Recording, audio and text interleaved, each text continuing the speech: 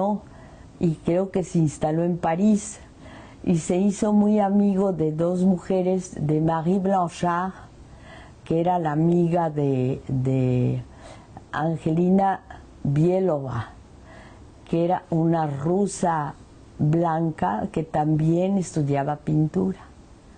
Y una mujer muy buena, muy encariñada, muy devota, muy al servicio de Diego Rivera, que hizo todo para él. Su propia vida la sacrificó, como lo hacen muchísimas mujeres, la sacrificó por ese gigante. Bueno, te digo gigante por lo altísimo que era alto, gordo, se vestía con un sombrero todo aguado, unas prendas muy ajadas, camisas arrugadas, pantalones totalmente también arrugados, y así andaba por París. Y él también, Diego Rivera, fue amigo de Picasso y por eso empezó aquí también toda su época cubista, que es muy buena. Fue amigo también de Juan Gris y creo que André Lot, quienes les daba, quien tenía como donné des cours, ¿no? Enseñaba pintura. Tuvieron un hijo, que es el único hijo que tuvo Diego Rivera, que se llamó José María, creo que Diego, luego tendría que consultar el libro para ver exactamente el nombre, y este niño murió, era durante la guerra, no había leña, en fin, era una situación espantosa que estaban viviendo todos los franceses. Entonces, él murió, dicen que de meningitis, pero también de frío, no había ni con qué calentarlo. Y luego Diego Rivera se quejaba del niño, decía que le impedía pintar y que lo iba a tomar y que lo iba a aventar por la ventana. Angelina, yo creo que fue pues como su sirvienta en todo, ¿no? Y él lo reconoció, dijo, nadie ha sido tan bueno conmigo como Angelina y a nadie le he pagado tan mal. A mí me conmovió porque me conmovió esa mujer, porque además una vez se reunieron 3 mujeres de Diego Rivera.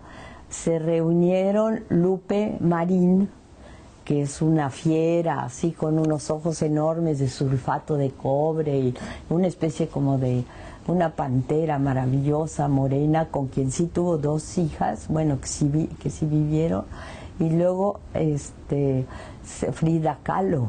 Y entonces Lupe Marín dijo, ay no, la rusa esa rusa es como una toalla mojada, así que no la apreciaban. Pero ella sí, Angelina sí vio a Diego Rivera después en México.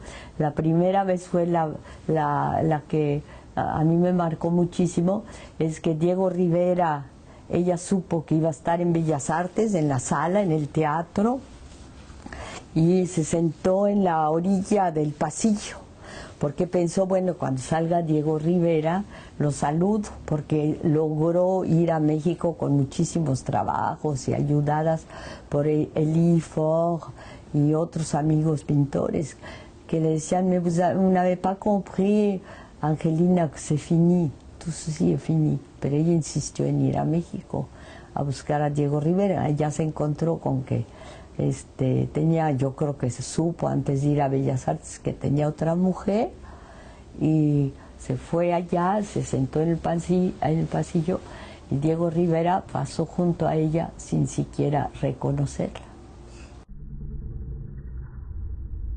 Voilà qu'un soir, sûrement où on avait bu pas beaucoup d'eau, il y avait une réunion chez le peintre Lot, qui lui était un monsieur très classique, c'était le cubisme bourgeois, si vous voulez. Il y avait une soirée avec beaucoup de peintres et Reverdy. Et là est venue la discussion sur la possibilité ou non de faire un portrait. Comme Diego faisait des portraits cubistes un peu systématiquement, pour gagner sa vie aussi, il y a eu une discussion. On ne sait pas très bien pourquoi, je ne sais pas lequel a commencé à agresser l'autre, on ne sait pas bien. On sait que Diego Rivera était très grand, très gros, très lourd. Et il y a eu une gifle donnée à Pierre Reverdy. Le malheur, c'est que Pierre Reverdy, il était petit, mais il était boxeur. Et on sait que le cher Diego Rivera n'était pas très courageux. Un grand peintre, mais pas un grand courageux. Et l'histoire a fini de façon grotesque, comme toujours. D'après Mac Jacob, il se tirait les cheveux, je ne sais pas. Mais il y a eu, du coup, une séparation entre le groupe des amis qui était là. Voilà, et c'est au fond assez triste. Mais je pense pas que c'est ça qui a déclenché le mouvement vers le retour à la figuration. C'est un élément de ça. Mais le véritable élément, je crois, c'est simplement l'époque, le Zeitgeist, qui poussait vers un retour à la figuration après ce passage pour le cubisme. Je crois qu'il était fondamentalement, profondément, un figuratif. C'est d'ailleurs dans la tradition de l'Amérique centrale. On n'imagine pas Kandinsky à Mexico.